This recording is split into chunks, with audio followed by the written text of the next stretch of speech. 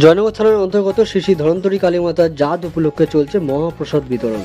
এই মহাপ্রসাদ বিতরণে রয়েছে জয়নগর সহ জয়নগরের বাইরের বহু সংখ্যক মানুষজন। দূর দূরান্ত থেকে মানুষের সমাগম হয় এই মহাপ্রসাদ বিতরণে। খবর সূত্রে জানা যায়, আজ জয়নগর শ্রী শ্রী ধন্বন্তরী কালীমাতার শেষ বেশ ধারণ এই কালীমাতার জাত উপলক্ষে চলছে এই মহাপ্রসাদ বিতরণ। আর এই মহাপ্রসাদের টানে আসছে দূর দূরান্ত থেকে বহু সংখ্যক ভক্তগণ।